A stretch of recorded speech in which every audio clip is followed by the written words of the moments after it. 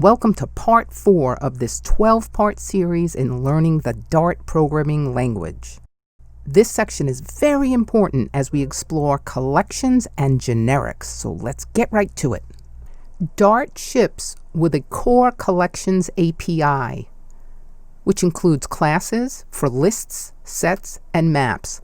Lists in other programming languages you may know as arrays. Map in other programming languages you may know as dictionaries or hash tables. This is where we can group together elements and objects like strings or numbers, for example, to act on for different purposes. A collection is an object that represents a group of objects, which are called elements. A collection can be empty or it can contain many elements. Depending upon the purpose, collections can have different structures and implementations.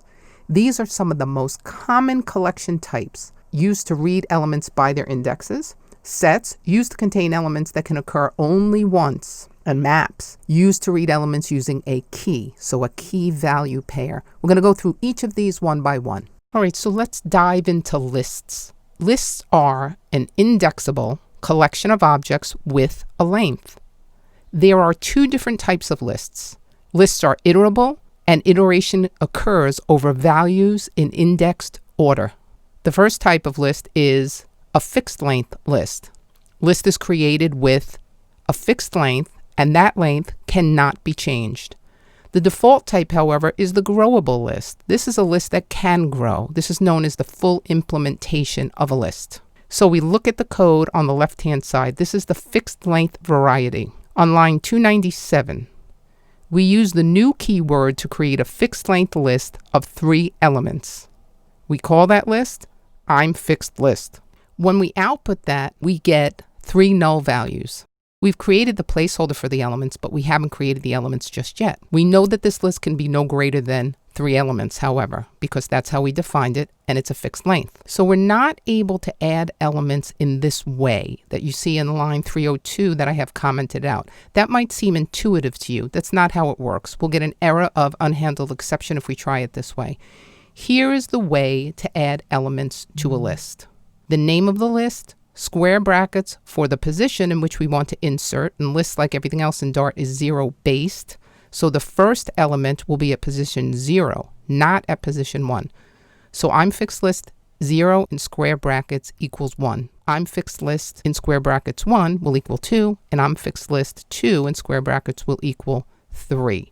So 1, 2, and 3 are the integer values we are assigning to those 3 positions, or indexes as we call them. Lists are mutable, so we can change in place. I can change I'mFixedList 0 position to 100.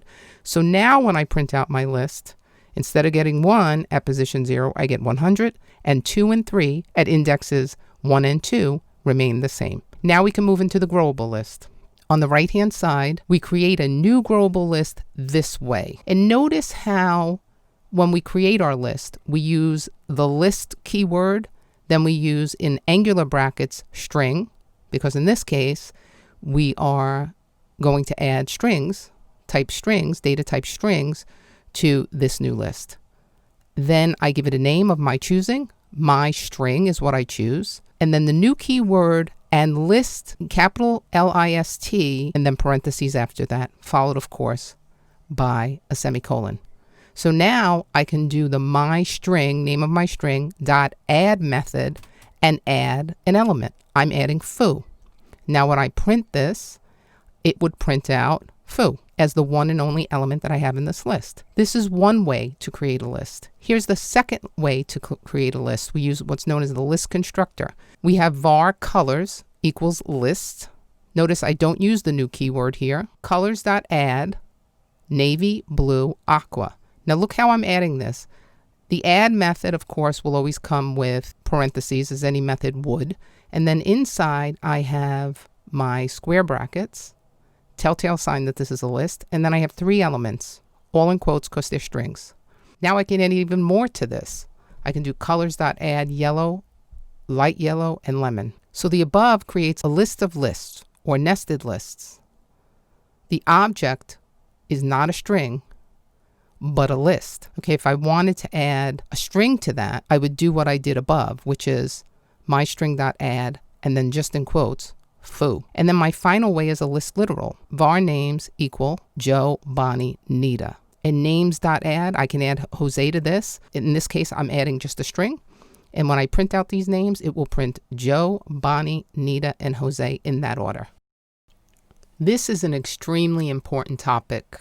This confused me so much when I started to learn Flutter because it was foreign to me. So a short departure into generics.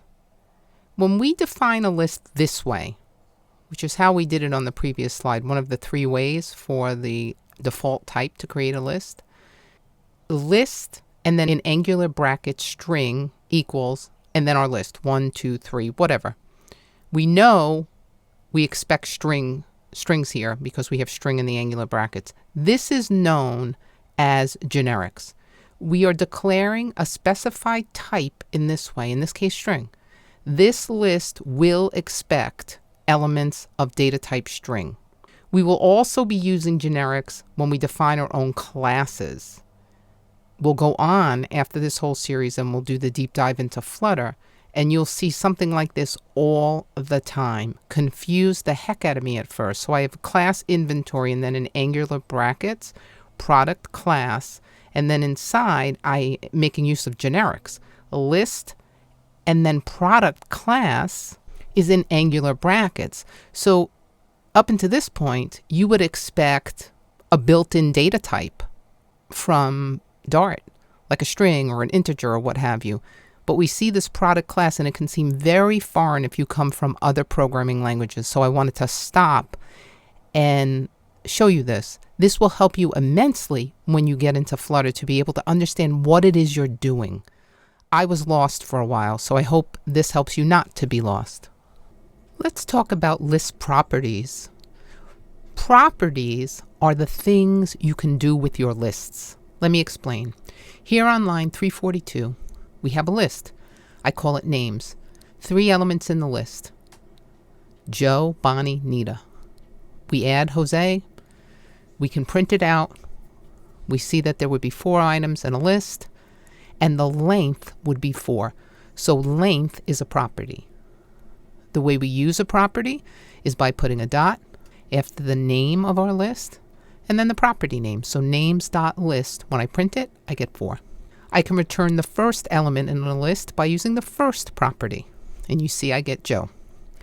I can do the same with the last using the last property. I get Jose. I can reverse the order of my list by using the reversed property. I can test for truthiness. Is my list empty? Dot is empty. False. Is it not empty? Is not empty. True. I can list the runtime type of my object. Names.runtime type gives me list with the type of string. I can check to see if my list only has a single element. I do this by using the single property. Names1.single. If it doesn't, in this particular situation, have only one element, it would throw an error. We have looked at list properties. Now we're going to look at list methods. So on line 373, I have a list called names with 3 elements in it. Then I add a 4th element. If I were to print that now, you would print out Joe, Bonnie, Nita, and Jose. I create another list called another list. Hey, how are you?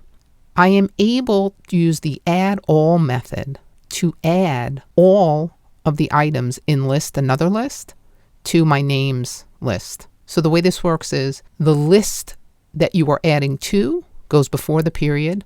The list you are adding goes into the parentheses in the add all method. When I print that out, I get the combined 2 lists. Very handy. I can convert a list to a map. Now we haven't gotten to maps yet, but we soon will, using the asMap method. So again, for maps, we have key and value pairs, right? So inside of the angular brackets, we want to have the key value type, which is integer, and then after a comma, we have the value type, which is a string. I call this map new. It equals names.asMap. When I print my map new, I get in curly brackets this time, my full key value paired map. I can print just the keys and make that into a list. Map.new, .keys, .toList. So I'm actually stringing together properties and methods here. I can also clear all elements. If I have var list1 equals a single element, I can do list1.clear. When I print list1, after I clear it, it's empty. We're continuing on with list methods now. So we're going to insert element foo at index 1 and 2, but not 3. Why am I saying it like this?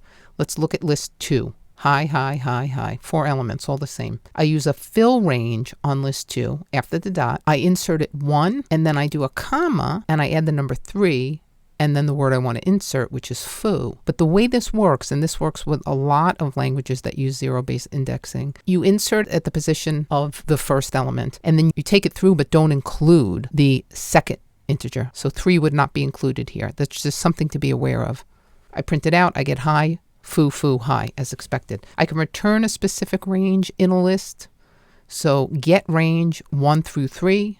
I get foo, foo, same thing. It'll give me position 1, position 2, which is actually the second and third. Don't get confused, right? The second and third elements of the list. It'll include the second and third, but it won't include the fourth, which is what the number 3 represents in zero-based indexing. We can insert objects at a specific position. So dot insert 0 first. I want to insert the word first at the 0 position. When I print out list 2, you see first high, foo, foo, high. Mission accomplished. I want to insert multiple items at once. So I have list 3, has 3 elements, 1, 2, and 3, all strings. I can do an insert all, 0 into list 2 now, right? List 2 dot insert all. So I'm inserting into list 2 at the 0 position, my full list, list 3. So it's inserted at position 0. I print that out. You see it on the right-hand side. I can get the last index of a value. So last index of the string foo, because of course in lists I can have, unlike sets, I can have multiple elements with the same name. So where's the last index that you see foo? And it tells me 6 because I have foo twice at positions 5 and 6. I can get the last index that satisfies the query. So here now technically I'm using a function. We haven't gotten to those, but we will, not in this class, but in one of the ones coming up. So I print list 2 dot last index where the element, and I'm using E here, using this arrow syntax. Don't get confused. We'll get to this. It'll make sense soon. Starts with the letter T. So where is the last index where that happens? Well, let's look at our list right here. 1, 2, 3. So it should be in zero-based indexing 0, 1, 2, position 2. And indeed it is. Have I mentioned that there are a ton of wonderful methods for lists and collections in general in Dart? And we are covering most of them. We're really going to have some fun now. We can use the remove method to remove a specific element from a list. Here we do list4.remove. We put in quotes the string we want to remove, 2. We print it out. All that's left is 1 and 3. We can remove where. So under condition, list4.remove where. Again, we're using an arrow function. E dot starts with T. So now we're going to get rid of 3. Now only 1 is left. We have a new list here. List for 5. Hey, you, hi, welcome. We can retain where the element has a length of less than 4. So the only thing that stays is hey, you, and hi. Welcome gets removed. List 6, hey, you, hi, welcome. Retain where item contains W. So now the only thing that'll stay is the welcome. We can retain where the item contains, now we're using a regular expression. So we're using an instance of the regular expression class. Again, we'll get to object-oriented programming, and that will make sense to you. We use a raw string ape. So we only want to keep those things that have APE characters in succession. And we get ape, grape, cape. Fun is gone. We can shuffle the list, just like shuffling cards. We can sort the list. So the default sort is in ascending order, and that's what it does here, ape, cape, fun, grape. We can sort by character length, so the smallest characters in a word to the longest. We can sort in descending order, so instead of an A, B, we would do BA in our function. It would compare each one. It would kick out the one that has the highest letter in the alphabet first to the lowest, which is what it does. Even more list methods. Here at the top, we start with a sublist. We're going to create a sublist from list number 9. And when we do, the lower and upper specs, 1 and 3, we'll take tofu and ice cream, but not pizza. Then we can use our any method. We can check to see if any method in the first example contains cream. The truth is true. We can see if the list itself is empty. That's false. We can see if any element starts with the letter T, true. The letter ends with the letter X, false. So we can see if every element in the list contains the letter A, that's false. Fold is a really useful one. It counts the number of characters in all strings in the list because we're using the dot length property at the end here. So list 9 dot fold starting at 0, AB, add the length, A plus B dot length. So we get 22 for list 9. And if you count up cake, tofu, ice cream, pizza, including the space in between ice and cream, because that is counted as a character, then you will get 22. So that counts the length. Fold is counting the length of all of the elements in a list. We can add numbers in a list using fold as well. So we do 0, start at the 0 position, A, B in our arrow function, add A plus B, we get 60.8. You can add that up to determine that it is correct. We can do a for each. In all of these, right, that I'm showing you right now, the fold, the for each, the any, they all take functions. So here, I'm going to take everything in my list and turn it into lowercase using the to lowercase method. Here I'll do a join. So I take my entire list and I use the join method and join every single item to the next item in the list using whatever is in quotes. And in this particular case, it's 2 dashes. Okay, over the next several slides, we're going to do just several different examples using what's known as the reduce method. Reduces a collection to a single value by iteratively combining elements of the collection using the provided function. So first we have list 13, 4 elements, 4 integers, 10, 20, 30, 40. So we will reduce current next by adding them together, which will result in one final value. So what is current and what is next? Well, when we start off, current will be the first item or element we act on, which will be 10. So in this case, we'll add next, which will be 20, the next item in the list, to what's current, 10. But once we add those two together, the first two, we get 30. Now 30 becomes current, and the next item in the list, 30, becomes next. So it's 30 plus 30 equals 60, and now 60 is current, so we add 60 to the final item in the list, 40, and we get 100. That's how that works. Don't let that confuse you. Current is the current aggregation, if you will. So we can do the same thing in our example on line 501 to subtract one item from the next, and we get minus 80. And go ahead and go through these arithmetically with a calculator or by hand just to make sure that we have the right thing here. So this one's a bit more complicated. Here, we'll multiply the current and add that to the next minus 3. And if you go through that, you'll get 239. We don't have to just use integer data types here. We can use strings. So here we have list 14 on line 505 of our code. We have H, EL, and LO. Hello spread apart as different strings in our lists. So we can reduce that CNN, current, and next. So we don't always have to use the words current and next. CNN standing for current and next. C plus N0, we're slicing now, plus N1. So if we add that all together, C plus N0 plus N1, so we can do a couple of different things at once here. We actually can build the word hello as we traverse through our list. Here's an interesting one. So far we've been adding next to current or subtracting next from current. We can do it the other way around and create our own password generator.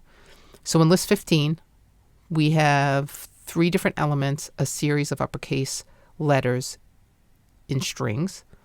So output 1 equals list 15, reduce AB, and then instead of adding the next to the current, we're adding the current to the next. So it outputs these in exactly the reverse order. XCV comes first and HJK comes last. So it's a good way to reverse all our elements as well. All right, let's reinforce that with that first example that I explained. A picture is worth 1,000 words. If we look at iteration 1, 10 plus 20, current plus new equals 30. Now 30 is current. And again, our list is 10, 20, 30, 40. 30 is now current for iteration 2, so we add 30 to the third element, which is also 30. So now 60 is current. In iteration 3, we add 60 to our final element, which is 40, and we get 100. Let's review the second one. So our second example from the very first reduced slide. Again, our list is 10, 20, 30, 40. Current is 10. Next, or new, is 20. So 10 minus 20 is minus 10. Now minus 10 is the new current. Iteration 2, minus 10 minus 30 equals minus 40. Now minus 40 is the new current. Finally, in iteration 3, minus 40 equals minus 80. Okay, example number 3 explained. This one gets a bit more complex because what we're doing is current times 2 plus next minus 3. So again, our list is 10, 20, 30, 40. Our current at the beginning is 10. So in iteration number 1, 10 times 2 equals 20 plus next minus 3. 20 minus 3 is 17. 20 plus 17 is 37. 37 is our new current. So we start on iteration number 2. 37 is the new current, times 2 is 74, plus next minus 3. Next in our list is element number 3, or in zero-based index, it's element number 2, which is 30. Minus 3 is 27, so 74 plus 27 is 101. Now 101 is our new current for iteration 3, so we drop down to that line. 101 times 2 is 202, plus next, which is 40, our final element, minus 3 is 37. So 202 plus 37 is 239. All right, example number 4 explained. So our list is HELLO. Iteration 1, current plus next 0 plus next 1. So again, we're slicing our string here. So it takes H for current, E for N0, and L for N1. Iteration 2, now HEL is our new current. And we're going to add that to N0 and N1 of our next element, which is the LO. So HEL plus L plus O, which results in the string hello. All right, and our final example for using the reduce function, our list this time is list 13. HJK, YUI, SDF, and XCV. So B is next, A is current. So let's see how this works. So iteration number 1, first we start with next. And next for iteration number 1 is YUI. We add that to current, which is HJK. So now this whole new string, YUI HJK, that's the new current element. So we go down to iteration number 2.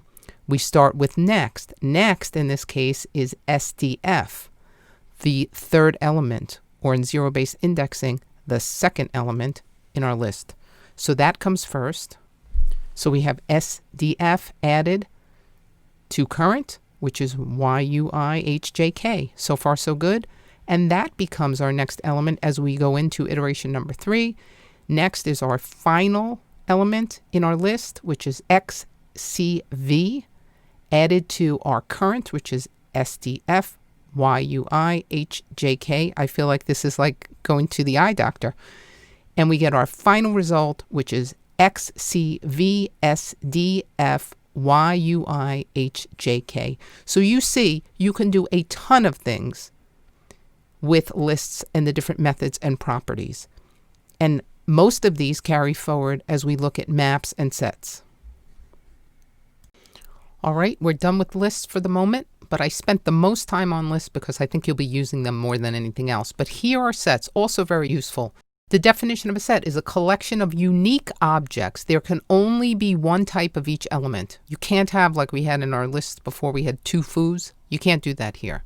So that's a good thing, and I'll show you why. So let's see two different ways to create a set. So first we have var colors, blue, orange, green. Then we have a couple of numbers, 2 and 8.10. So obviously we're mixing types here. Don't get confused. We also use curly braces to create our maps, as you'll see in the next section, or later on in this section, but when we get done with these 3 slides on sets. They're different because in maps we'll have the key value pair. So we'll have colons in there in between. Here, they're just like lists in terms of listing these elements. Instead of using the square brackets, we use our curly braces here.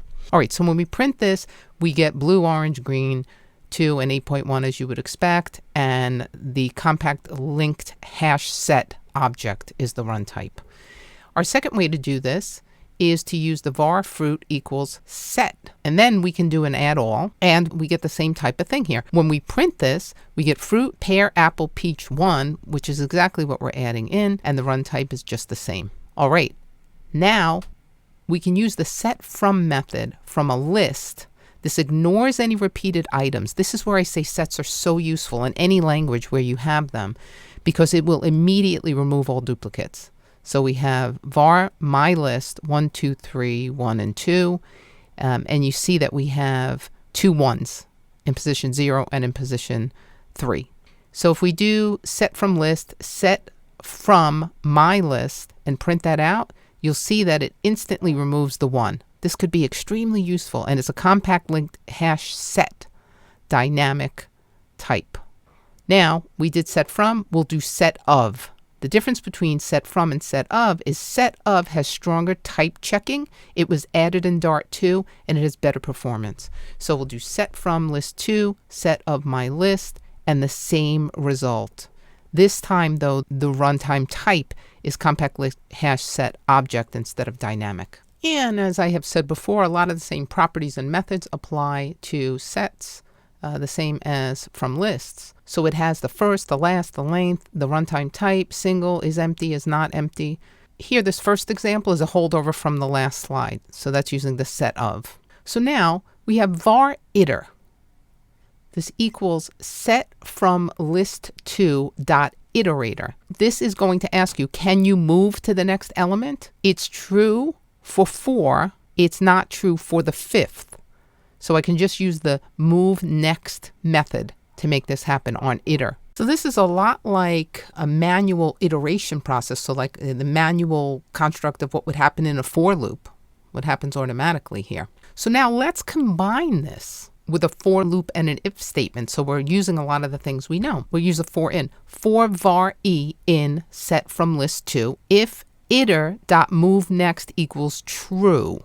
Equals true. Iter is our iterator. So what we're asking is, can we move to the next element? And in every case, we take the else branch. There's nothing left to print. The reason for this is it is no longer true since we used up all of the print statements in the code above. We went through 5 times until we got to false. So there is no more, right? This code all runs successively, right? So it says, no, there is no more in your set. No more to print out in your iterator. Now, of course, if we wanted to just print out what's in our set, we can easily do that using this for loop down here. For var e in set from list 2, print e. So just print the element, please. Thank you. All right, and just like with the list, the add all, the clear, the contains, remove, any, every, fold, for each, join, reduce, to list, and to string, you can use those all for sets. So much of what you see here is what we will use, methods we'll use when we compare one set to another. So difference returns a new set with elements from set 1 not in set 2. So set 1 is A, B, C, D. Set 2 is C, D, E, F. So diff 1 is defined. Set 1 dot difference set 2. So when I print that, it returns A and B. So it returns only those items or those elements that are only in set 1, not in set 2. We can use intersection. That'll show us what's in common. So inter 1, set 1, intersection set 2.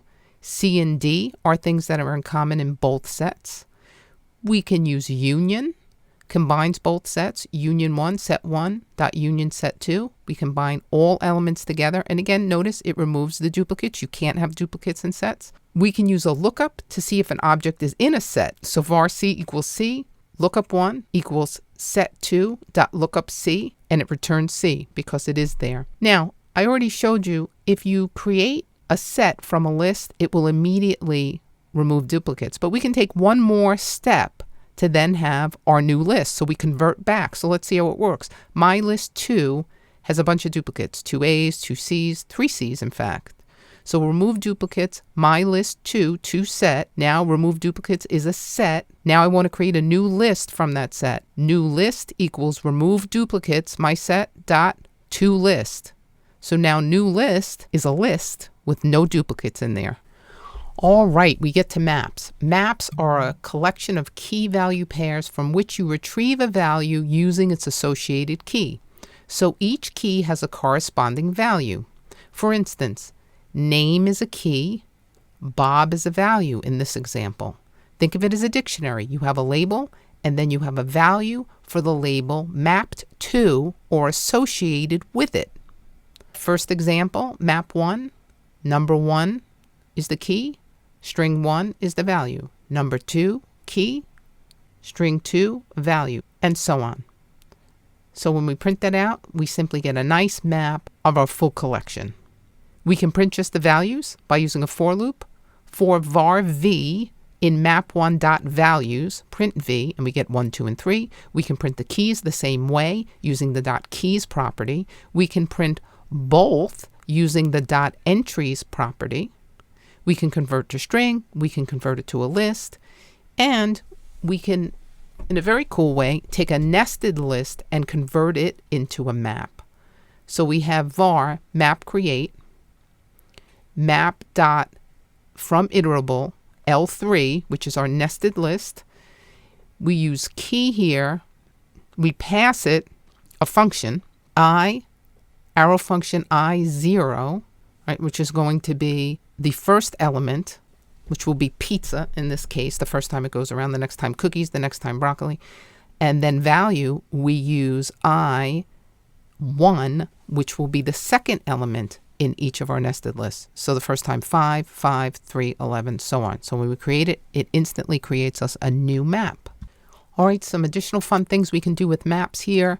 We define my map.addAll, same as we had before. We can clear the map using the .clear method. We can check if the map has a certain value.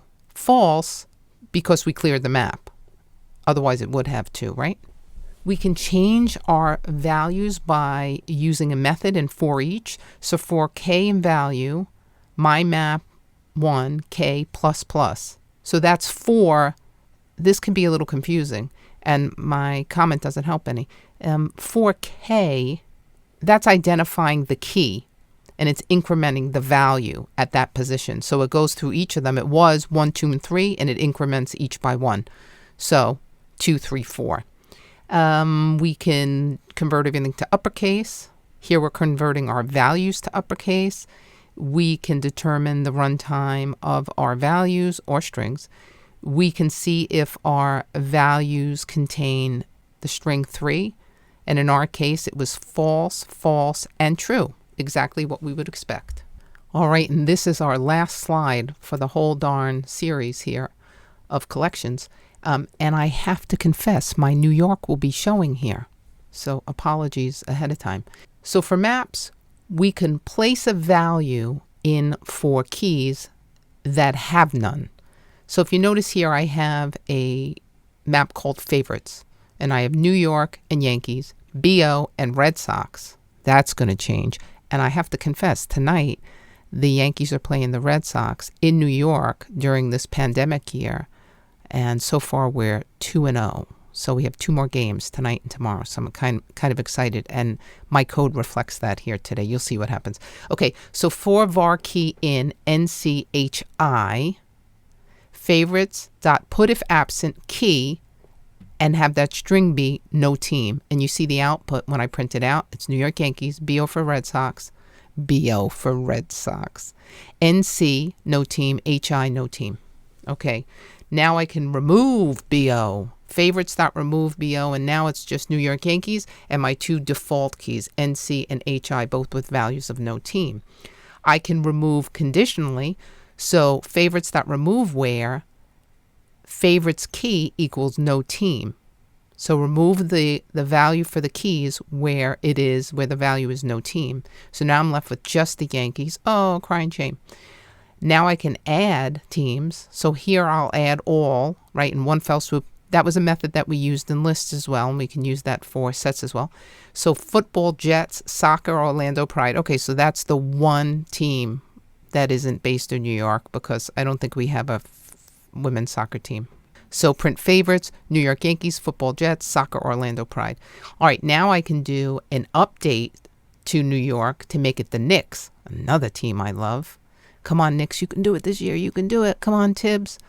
So here now we have New York Knicks, football, Jets, soccer, Orlando Pride.